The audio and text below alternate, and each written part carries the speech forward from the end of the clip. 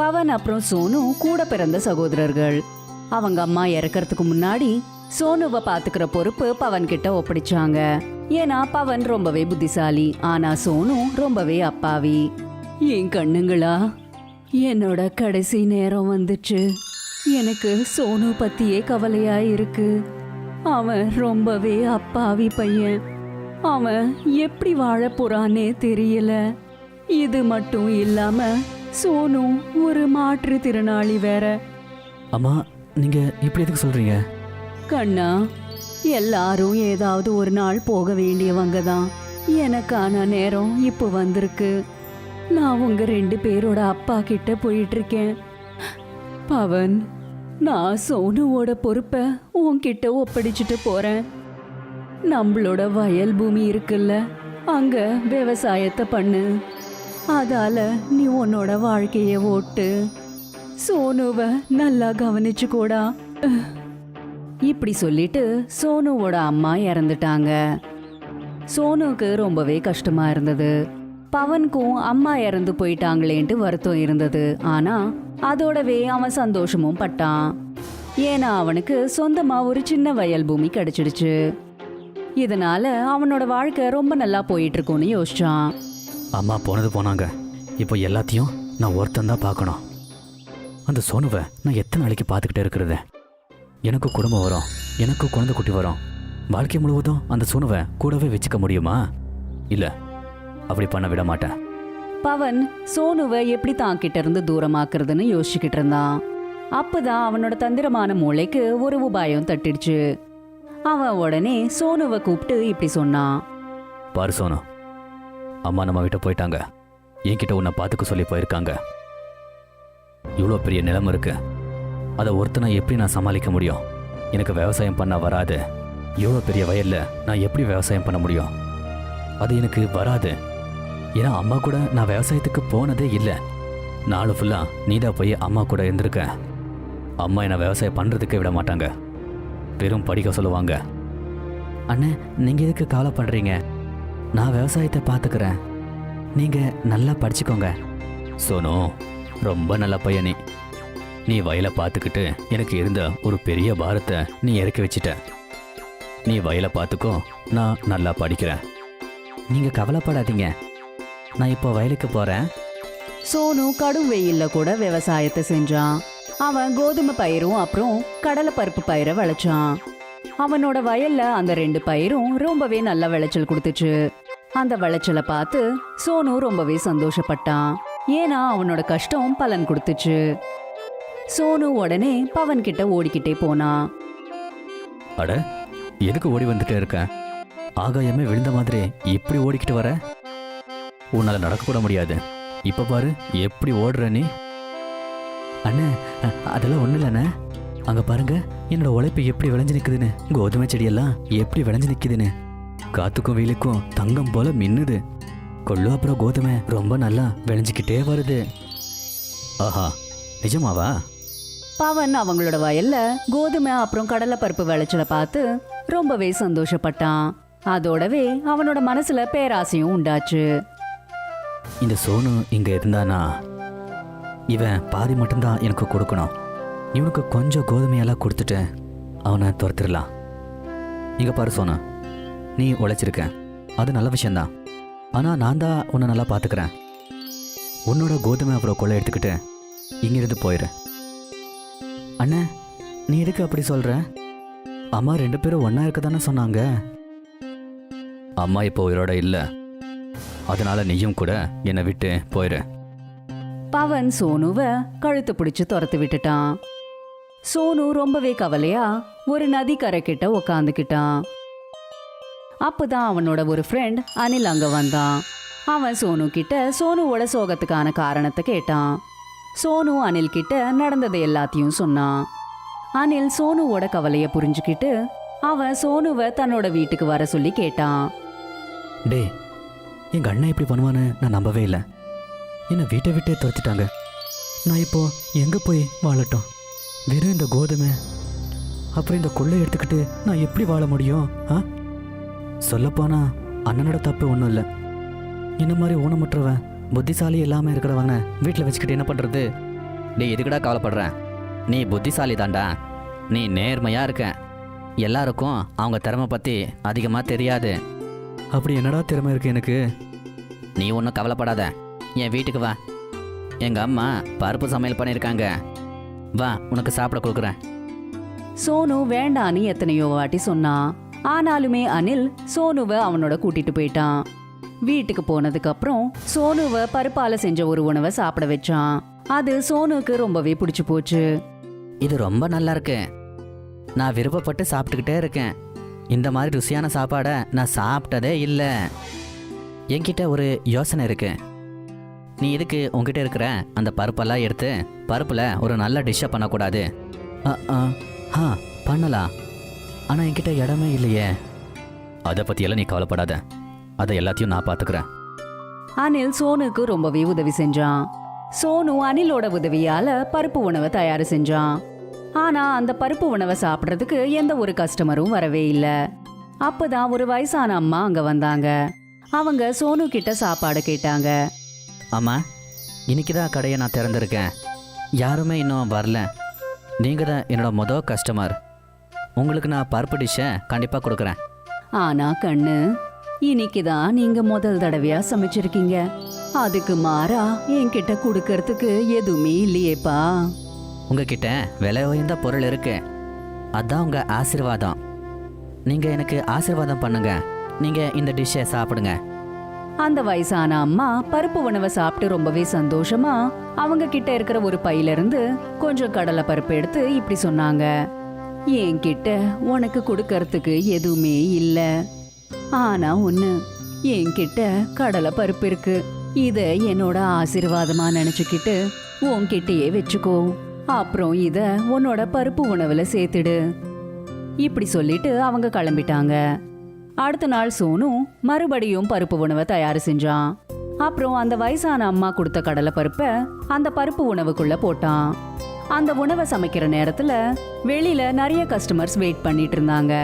இதனால சோனுக்கு நிறைய வருமானம் கிடைச்சது. அந்த காசை பார்த்து அவனால சுத்தமா நம்பவே முடியல. என்னால நம்பவே முடியல. ஒரே நாள்ல இவ்வளோ காசா? நேற்று நைட்டு வரைக்கும் ஒரு கஸ்டமர் கூட வரல தெரியுமா?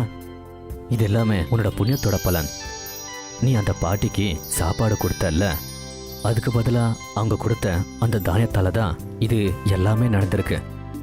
அந்த தானியத்தை கொடுத்து அவங்க உன்னை ஆசீர்வாதம் பண்ணியிருக்காங்க. அதனால பகல்ல 2 மடங்கு, ராத்திரி 4 மடங்கு லாபம் கிடைக்கும். இந்த பருப்பு சமையல் மந்திர சமையலா மாறிடுச்சு. சோனு இதை கேட்டு ரொம்ப சந்தோஷப்பட்டான். அவனும் அடுத்தவங்களுக்கு உதவி செய்யறத நிறுத்தவே இல்ல. அந்த பருப்பு உணவை எல்லா கஸ்டமர்ஸும் சாப்பிட்டதுக்கு அப்புறம் சாயந்தர வேளையில அந்த உணவு ஒரு வேளை மிஞ்சி போயிட்டா யாரெல்லாம் சாப்பிட்றதுக்கே கஷ்டப்பட்டுட்டு இருக்காங்களோ அவங்களுக்கு எல்லாம் இந்த பருப்பு உணவை கொடுத்து உதவி செஞ்சுட்டு இருப்பான். அவன் ஏழை மக்களுக்கு எல்லாருக்குமே அந்த பருப்பு உணவை கொடுத்துட்டான். அவனும் வாழ்க்கையில முன்னேறிக்கிட்டே இருந்தான்.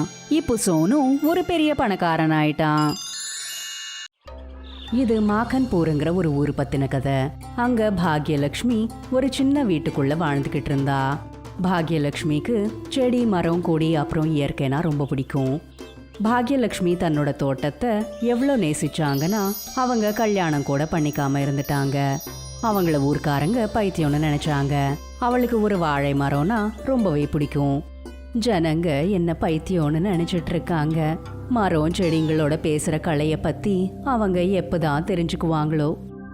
பாக்யலட்சுமி சொன்னதை கேட்டு அந்த வாழை மரம் அசைய ஆரம்பிச்சது. அப்போ பாக்யலட்சுமி இப்படி சொன்னா, உனக்கு பசிக்குதில்ல, எனக்கு புரிஞ்சிடுச்சு.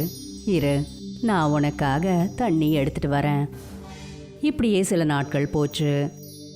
பாக்யலட்சுமி தன்னோட வாழ்க்கைய தன்னோட தோட்டத்தை நல்லபடியா பாத்துக்கிறதுலே கழிச்சிட்டாங்க.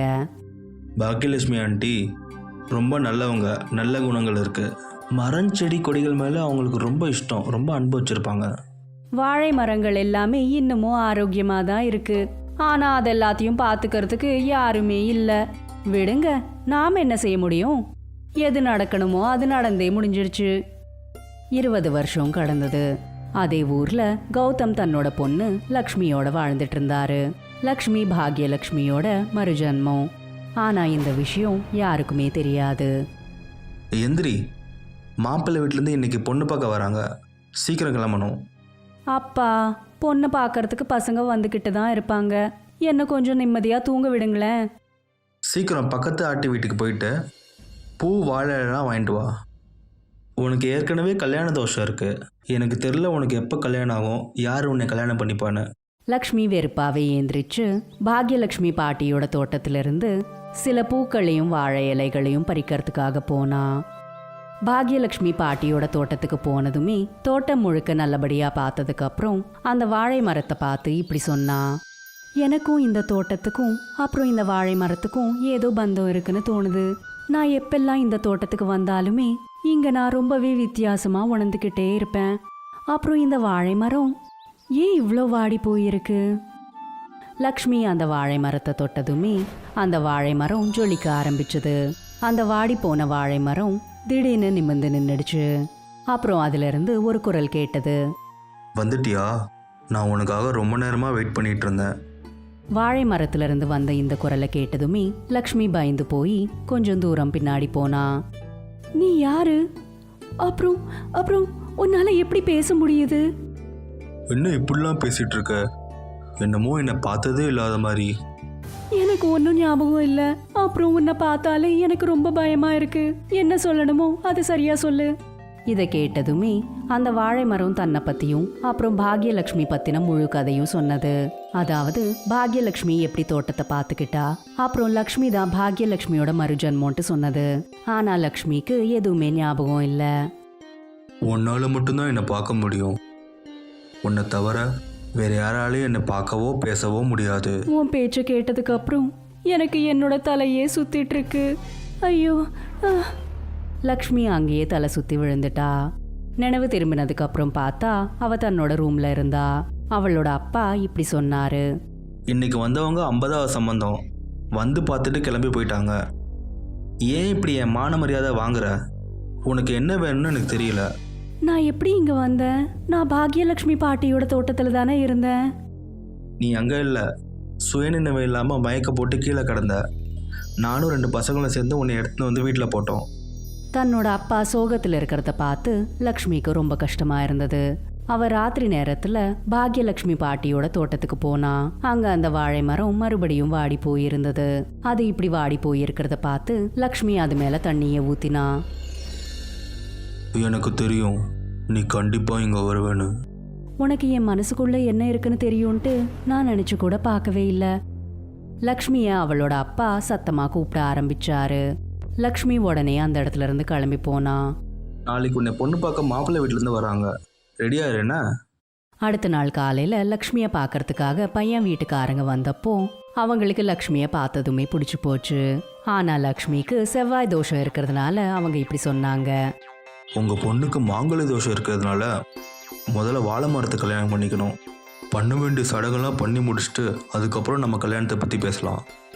ஏற்கனவே இது சம்மந்தமாக பூசாரிக்கிட்ட பேசி வச்சுருக்கோம். வாழை மரத்தோட கல்யாணம் பண்ணி வைக்கிறதுக்கு நாங்களும் ரெடியாக தான் இருக்கோம். கௌதம் லக்ஷ்மியோட சேர்ந்து வாழை மரத்தை தேடிக்கிட்டே போனாரு. அப்போ லக்ஷ்மி இப்படி சொன்னா. அப்பா, நீங்க பாக்யலட்சுமி பாட்டியோட தோட்டத்துல இருக்கிற அந்த வாழை மரத்துக்கே என் கல்யாணத்தை பண்ணி வைக்கலாம்ல? அது நம்ம வீட்டுக்கிட்டேயும் இருக்கு. ஆமாம்மா, நீ சொல்கிறது சரிதான். அந்த வாழை மரத்து கூட பண்ணிடலாம். நடந்ததும் அப்படிதான். கௌதம் தன்னோட பொண்ணை அந்த வாழை மரத்துக்கே கல்யாணம் பண்ணி வச்சுட்டாரு. ஊர்க்காரங்க எல்லாருமே இதை பார்த்து சிரிக்க ஆரம்பிச்சுட்டாங்க. சரியா போச்சு, இன்னைக்கு வாழை மரத்தோட கல்யாணம் பண்ணிக்கிட்டீங்க, நாளைக்கு ஏதாவது விலங்கோட கல்யாணம் பண்ணிப்பீங்க போல. பின்னென்ன, அந்த தோட்டத்தோட ஆன்ட்டி கல்யாணம் பண்ணாமே குமரியாவே செத்துட்டாங்க. ஆனா ஒரு விஷயம், லக்ஷ்மியோட அதிர்ஷ்டம் அந்த பாட்டியை விட நல்லா தான் இருக்கு. இவளுக்கு குறைஞ்சபட்சம் கல்யாணமாவது நடந்திருக்கே. லக்ஷ்மியோட சோகத்தை பார்த்ததுமே அந்த வாழை மரம் ஒரு அழகான இளைஞனா மாறி போயிடுச்சு. அதை பார்த்து எல்லாருமே அதிர்ச்சி ஆனாங்க. என்ன நடக்குதுங்க? என்னால சுத்தமா என் கண்களையே நம்ப முடியலையே. லக்ஷ்மியை கிண்டல் அடிக்கிறத பார்த்து அந்த ஊர்க்காரங்களை வாழை மரம் தன்னோட கிளைகளால கட்டி போட்டுருச்சு. லக்ஷ்மி தன்னோட கணவரை பார்த்து ரொம்பவே சந்தோஷப்பட்டா. உங்களால் தான் எனக்கு கடைசி வரைக்கும் கல்யாணமே ஆகலை. என் பாக்கியலட்சுமி கூட என்னால் சேரவே முடியலை. இப்போ லக்ஷ்மியோடையும் என்னை சேர விடாமையே பண்ணுறீங்களே. நீ என்ன சொல்ல வர? அப்புறம் ஏன் இப்படி எங்களை கட்டி போட்டு வச்சிருக்க? ஏம்மா லட்சுமி, அந்த வாழை மரத்தை ஆள்கிட்ட இருந்து ஜாக்கிரதையா இரு. அவனால் உனக்கு ஆபத்து வந்தாலும் வந்துடும். எனக்கு இவரை நிறைய நாளாவே தெரியும். நீங்க யாருமே பயப்படாதீங்க. இவர் அப்படி எதுவுமே செய்ய மாட்டாரு. நீங்கள் எல்லாம் என் பாக்கியலட்சுமி கடைசி வரைக்கும் நிம்மதி இல்லாமல் அவளை விட்டு கொண்டுட்டீங்க. உங்களெல்லாம் நான் சும்மா விட மாட்டேன். லக்ஷ்மி, நான் உன்ட்ட எல்லாத்தையும் சொல்லிடுறேன். அப்போ லக்ஷ்மியோட கணவர் லக்ஷ்மி கிட்ட நடந்ததை எல்லாத்தையும் சொன்னாரு. இது நடந்து ஒரு 20 வருஷம் இருக்கும். அப்போது பாக்கியலட்சுமி அவள் வீட்டில் கீழே விழுந்து வலியால் நைட் ஃபுல்லாக துடிச்சிட்டு இருந்தா. அவள் போடுற சத்தம் இந்த ஊர் மக்களுக்கு கேட்டிருந்தோம், யாரும் அவங்களுக்கு ஹெல்ப் பண்ணல. அவள் துடிக்க துடிக்க துடிக்க இறந்துட்டா. ஆனா ஏன் அவங்களுக்கு இவங்க உதவி செய்யல? இந்த மக்களுக்கு இந்த தோட்டத்தை எடுத்துக்கணும்னு ஆசை. அதனாலே என் பாக்கியலட்சுமி நான் இழந்துட்டேன். இது எல்லாத்தையும் கேட்டு லக்ஷ்மி தன்னோட அப்பா கௌதம் கிட்ட இப்படி சொன்னா. அப்பா, நீங்க அப்ப எங்க இருந்தீங்க? உங்களுக்கும் இதுல ஏதாவது பங்கு இருக்காப்பா? சத்தியமாக சொல்கிறேன், எனக்கு எதுவுமே தெரியாதுமா. பாப்பா, இதுக்கும் எனக்கும் எந்த சம்மந்தமுமே இல்லை. அந்த நேரத்தில் உங்கள் அப்பா ஹாஸ்பிட்டலில் இருந்தார். எல்லாரும் இப்படி பேசிட்டு இருக்கும் போதே திடீர்னு இடி மின்னல்கள் வந்தது. அதோடவே பலமா காத்தும் வீசிட்டு இருந்தது. அப்போ லக்ஷ்மிக்கு தன்னோட முன்ஜென்மத்தை பத்தி ஞாபகம் வந்துருச்சு. இந்த ஊர்க்காரங்களுக்கும் நமக்கும் எந்த சம்பந்தமும் இல்லை. நாம 2 பேரும் வேற எங்கேயாவது போய் வாழலாம். என்ன இந்த சொத்துக்காக தான் கொன்னாங்க. இனிமே யாராவது இந்த தோட்டத்துல காலடி வச்சா அவங்கள இந்த தோட்டம் துடிக்க துடிக்க கொலை பண்ணிடும். ரொம்ப சரியாக சொன்னேன். உங்கள் அப்பாட்டிருந்து ஆசீர்வாதம் வாங்கிப்போம். இந்த ஊரை விட்டு தொலைதூரம் தள்ளி போயிடுவோம். லக்ஷ்மியும் அவளோட கணவரும் கௌதம் கிட்ட ஆசீர்வாதத்தை வாங்கிக்கிட்டு அவங்க 2 பேரும் அந்த ஊரை விட்டே கிளம்பி போயிட்டாங்க. இன்னைக்கு கூட மாலதியோட வீட்ல சாப்பிட்றதுக்கு ஒண்ணுமே இல்ல. மாலதி ரொம்ப வயசானவங்க. அவங்க தனியா வாழ்ந்துட்டு இருக்காங்க. அவங்களுக்குன்னு யாருமே இல்ல. என்னைக்காச்சும் யார்கிட்ட இருந்தாவது உதவி கிடைச்சா அவங்களோட வயிறு நிறையும். இல்லனா வெறும் வயிறோடவே இருக்க வேண்டியிருக்கும். இன்னைக்கு என்னவோ நான் வெறும் வயிறோடவே தூங்கணும் போல. பக்கத்து வீட்டு சுரேஷ் கூட இன்னைக்கு வரவே இல்ல. எனக்கு உதவி கிடைக்கும்ன்ற நம்பிக்கையே இல்ல. மாலதி இப்படி யோசிச்சுக்கிட்டே தூங்க போயிட்டா. அப்பதான் யாரோ அவங்களோட வீட்டு கதவை தட்டினாங்க. மாலதி எந்திரிச்சு போய் அவளோட வீட்டு கதவை திறந்தா. அங்க ஒரு சின்ன குழந்தை ஒரு பைய அப்புறம் ஒரு பானையை பிடிச்சுக்கிட்டு நின்னுட்டு இருந்தா. அட கண்ணு, நீ யாருமா? இவ்ளோ ராத்திரி நேரத்துல என்னோட வீட்டு வெளியில என்னம்மா பண்ற? உன்னோட அம்மா அப்பா எங்க? என் பேரு தேவி. நான் உங்களுக்கு உதவி செய்ய வந்திருக்கேன். நீங்க பசியோட தூங்க கூடாதுன்னு நான் உங்களுக்காக சாப்பாடு செய்யறதுக்கான சில பொருட்களையும் கிண்ணங்களையும் எடுத்துட்டு வந்திருக்கேன். மாலதி எல்லாம் பொருட்களையும் எடுத்துக்கிட்டா. அதை எல்லாத்தையும் உள்ள வைக்கிறதுக்கு போனா. ஆனா மாலதி அந்த பொருட்களை உள்ள வச்சுட்டு வந்து பார்த்தா அந்த சின்ன பொண்ணு அங்க இல்ல. அந்த சின்ன குழந்தை இவ்ளோ ராத்திரி சமயத்துல எங்க போயிருப்பான்ட்டு மாலதிக்கு ரொம்பவே ஆச்சரியமா இருந்தது. அப்புறம் அவ வீட்டுக்குள்ள வந்து சாப்பாடு செய்ய தொடங்கினா. அந்த குழந்தை எடுத்துட்டு வந்த கிண்ணங்கள்ல தான் மாலதி கிச்சடிய தயார் செஞ்சுட்டு இருந்தா. அவ அது சாப்பிட்டதுமே அவளோட வயிறு நிறைஞ்சிடுச்சு. ஆனா அதிசயமா அந்த கிச்சடி தீரவே இல்ல. அவ எவ்வளவு சாப்பிட்டாலும் அந்த பானையில கிச்சடி திரும்ப திரும்ப வந்துட்டே இருந்தது. அட, இந்த கிச்சடி முடியவே மாட்டேங்குதே. நான் எவ்வளவு சாப்பிட்டாலும் இந்த பானையில கிச்சடி திரும்ப திரும்ப வந்துட்டு இருக்கு. இதுல கண்டிப்பா ஏதோ மந்திரம் இருக்கணும். நான் இது மேல மூடிய வச்சிடுறேன். இப்போ எனக்கு ஒரு நல்ல தூக்கம் கிடைக்கும். மாலதி தூங்கிட்டா. அவ அடுத்த நாள் ஏந்திரிச்சு அவ அந்த பானைய இன்னொரு வாட்டி பார்த்தா. அதுல பார்த்தா அந்த பானை கிச்சடியால நிறைஞ்சிருந்தது. எனக்கு என்னவோ இது மந்திர கிச்சடின்னு தோணுது. இந்த பானையில கிச்சடி தீரவே மாட்டேங்குது. அந்த சின்ன குழந்தை யாருன்னே தெரியல. இந்த மந்திர பானைய எங்க இருந்து கொண்டு வந்தாளோ? இனிமே எனக்கு சாப்பாட்டுக்கு எந்த குறையும் இருக்காது. அதோடவே நான் அடுத்தவங்களுக்கும் சாப்பாட்டை கொடுக்கலாம். இனி நான் யாரையுமே வெறும் வயிறோட தூங்க விட மாட்டேன். மாலதி அந்த மந்திர பானைய வெளியில எடுத்துட்டு போய் அந்த ஊர்ல யாரெல்லாம் சாப்பாடு இல்லாம இருக்காங்களோ அவங்களுக்கு எல்லாருக்கும் சாப்பிடுறதுக்கு கிச்சடிய கொடுத்தா. அந்த வயசான மாலதி இப்படி எல்லாருக்கும் உதவி செய்யறத பார்த்து அவங்க பக்கத்து வீட்ல இருக்கிற சுரேஷ் ரொம்பவே ஆச்சரியப்பட்டான். இதுல கண்டிப்பா ஏதோ ஏடாகூடம் இருக்குன்ட்டு அவனுக்கு புரிஞ்சிடுச்சு. மாலதி வீட்டுக்கு திரும்பறதுக்கு முன்னாடியே ராத்திரியில சரியான நேரமா பார்த்து சுரேஷ் வீட்டு ஜன்னல் வழியா மாலதியோட வீட்டுக்குள்ள புகுந்து அங்கேயே ஒளிஞ்சுக்கிட்டான். மாலதி வீட்டுக்கு திரும்ப வந்தா. அந்த கடவுளோட தயவால எப்பவுமே தீராத மாதிரியான ஒரு மந்திர கிச்சடி எனக்கு கிடைச்சிருக்கு. இதுக்கு முன்னாடி எனக்கே சாப்பிடுறதுக்கு வழி இல்லாம இருந்தது.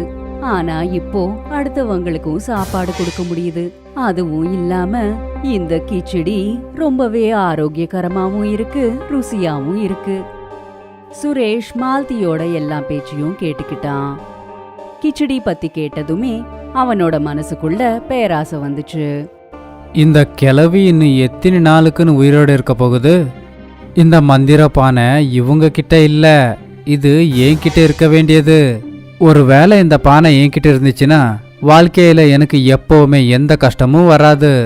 எங்க வீட்டில் இருக்கிறவங்க சாப்பாட்டுக்கு வாழ்க்கை பூரா எந்த ஒரு கஷ்டமும் படமாட்டாங்க. நானும் சந்தோஷமா என் வாழ்க்கைய வாழலாம். சுரேஷ் அந்த பானைய எப்படியாவது திருடணும்ட்டு ஒரு பிளான போட்டுட்டான். மாலதி தூங்க போனதுமே சுரேஷ் தன்னோட ஒளிஞ்சிட்டு இருக்கிற இடத்துல இருந்து வெளியில வந்து அந்த மந்திர பானைய எடுத்துக்கிட்டான். அப்புறம் அவனோட வீட்டுக்கு எடுத்துட்டு போயிட்டான். அடுத்த நாள் காலையில மாலதி ஏந்திரிச்சு பார்த்தப்போ, அட, மந்திர கிச்சடிக்கான பானை எங்க போயிடுச்சு? நேத்து நான் இங்க தானே வச்சுட்டு போனேன். அது எங்க போயிடுச்சோ என்னவோ. இப்போ நான் எல்லாருக்கும் எப்படி உதவி செய்ய முடியும்? எனக்கு திரும்ப சாப்பாட்டுக்கு குறை ஏற்பட்டுரும். இன்னொரு பக்கம் சுரேஷ் அந்த மந்திர பானையே பார்த்துக்கிட்டு இருந்தான். அந்த பானையில கிச்சடி நிறைஞ்சிருந்தது. அவன் ஒரு ஸ்பூனை எடுத்துட்டு வந்தான். ஆனா சுரேஷ் அந்த பானைக்குள்ள ஸ்பூன் வச்சப்போ அந்த ஸ்பூனால எதுவுமே எடுக்க முடியல. கிச்சடி என்னவோ அங்க இருக்குதான், ஆனா அத அவனால எடுக்க முடியல. அட, இது என்ன அதிசயம்! இதிலிருந்து கிச்சடியை என்னால் எடுக்க முடியல. இது ரொம்ப விசித்திரமா இருக்கே. அந்த கிழவிக்கிட்ட இருக்கும்போது இந்த பானை ஒழுங்கா தானே வேலை செஞ்சது. ஆனா என்கிட்ட வந்ததோ இதுக்கு என்ன ஆச்சு? சுரேஷ் திரும்ப திரும்ப அந்த பானையிலிருந்து கிச்சடியை எடுக்க முயற்சி செஞ்சிட்டு இருந்தான். ஆனா அவனால எடுக்கவே முடியல. கடைசியில அவனுக்கு ரொம்பவே கோபம் வந்துச்சு. அவன் அந்த பானைய கீழே தூக்கி போட்டுட்டான். கீழே விழுந்ததுமே அந்த பானை சுக்கு நூறா போயிடுச்சு. அந்த கீழே விழுந்த சத்தம் மாலதியோட வீட்டு வரைக்கும் கேட்டது. அட, சுரேஷோட வீட்ல இருந்து இது என்ன சத்தம்? நான் போய் பாக்கறேன். மாலதி தன்னோட வீட்ல இருந்து வெளியில வந்ததுமே அவளோட வீட்டு வெளியில அன்னைக்கு ராத்திரி அவளோட வீட்டுக்கு வந்த அதே சின்ன குழந்தை இருந்தா. அந்த குழந்தையோட உடம்புல காயங்கள் இருந்தது. மாலதி அந்த காயங்களை பார்த்து உடனே அந்த குழந்தைகிட்ட போனா. அட தேவி கண்ணு, உனக்கு என்னம்மா ஆச்சு? உன்னோட நிலைமையே இப்படி ஆயிடுச்சு. நான் உனக்கு எந்த விதமா உதவி செய்யட்டும்? தேவி மாலதி கிட்ட சுரேஷோட வீட்டை கையால காமிச்சுக்கிட்டு இருந்தா. மாலதி உடனே ஓடி போய் சுரேஷோட வீட்டுக்கு போனா. அங்க பார்த்தா அந்த பானை உடைஞ்சிருந்தது. மாலதிக்கு எல்லா விஷயமும் புரிய வந்தது. அப்புறம் அந்த துண்டுக்கள் எல்லாத்தையும் எடுத்துக்கிட்டு அவளோட வீட்டுக்கு திரும்ப வந்தா. அதோடவே தேவிய கூட அவளோட வீட்டுக்கு கூட்டிட்டு போனா. அந்த மந்திர பானைக்கும் அப்புறம் அந்த சின்ன குழந்தை தேவிக்கும் ஏதோ ஒரு சம்பந்தம் இருக்குன்னு மாலதிக்கு புரிஞ்சிடுச்சு. அவ அந்த பானைய ஒட்ட வைக்க பார்த்துட்டு இருந்தா. அவ கொஞ்சம் கொஞ்சமா எல்லா துண்டுகளையும் சேர்த்து அந்த பானை உடையாத மாதிரி ரொம்ப பலமா ஒட்ட வச்சுட்டா. அப்பதான் தேவியோட காயங்களும் கொஞ்சம் கொஞ்சமா சரியாயிட்டு இருக்கிறத மாலதி பார்த்தா. அந்த பொண்ணு முழுசா குணமடைஞ்சதுக்கு அப்புறம், அம்மா, நீங்க யாரு? நீங்க கண்டிப்பா சாதாரணமான பொண்ணு கிடையாது. நான் அன்னபூர்ணா அம்பாளோட ஸ்வரூபம். நான் யாரையும் பசியோட தூங்க விட மாட்டேன். நான் அவங்களுக்கு உதவி செய்வேன். அப்புறம் யாரெல்லாம் மனசளவுல நல்லா இருக்காங்களோ அவங்க மேல என்னோட அருள் எப்பவுமே இருக்கும். அதனாலதான் நான் அன்னைக்கு இந்த மந்திர கிச்சடிக்கான பானைய உங்ககிட்ட கொடுத்தேன். நீங்க எப்பவுமே இத ஜாகிரதையா வச்சுக்கோங்க. அப்புறம் நீங்க யாருக்கெல்லாம் இந்த பானைய உங்க கையால குடுக்கறீங்களோ அவங்களுக்கு கூட இந்த பானை இதே போல வேலை செய்யும். நல்லா ஞாபகம் வச்சுக்கோங்க, யாருமே வெறும் வயித்தோட தூங்காத மாதிரி பாத்துக்கோங்க. இப்படி மாலதி கிட்ட சொல்லிட்டு அந்த குழந்தை மறைஞ்சு போயிட்டா. மாலதி தேவி சொன்னதை எல்லாத்தையும் கவனமா கேட்டுக்கிட்டா. அப்புறம் அந்த குழந்தை மறைஞ்சு போனதுமே அந்த இடத்துல கிச்சடி செய்யறதுக்கான பொருட்கள் இருக்கிறத மாலதி பார்த்தா. மாலதி திரும்ப அந்த பானையில கிச்சடிய சமைச்சா. அப்புறம் அவ கொஞ்சம் கிச்சடிய சாப்பிட்டு பசியால இருக்கிறவங்களுக்கு எல்லாருக்கும் கொடுத்தா. இந்த மாதிரி அவ வாழ்க்கை முழுக்க அடுத்தவங்களுக்கு உதவி செஞ்சுக்கிட்டே இருந்தா. பேராசை நிறைஞ்ச மனசால சுரேஷ் அந்த பானைய திருட பார்த்தான். அதனால அவன் கடைசியில ஏமாற்றம் அடைஞ்சான். சுரேஷ் கூட தான் செஞ்ச தப்ப உணர்ந்து வருத்தப்பட்டான். அப்புறம் அவன் மாலதி கிட்ட உடனே போய் மன்னிப்ப கேட்டுக்கிட்டான். மாலதி அவனை மன்னிச்சுட்டா. மாலதிக்கு இறுதி காலம் வந்தப்போ அவ அந்த பானைய சுரேஷ் கிட்ட ஒப்படைச்சு இனிமே திரும்பி வராத உலகத்துக்கு போயிட்டாங்க. சுரேஷும் மாலதி போலவே அந்த பானைய நல்லபடியா பயன்படுத்தினான்.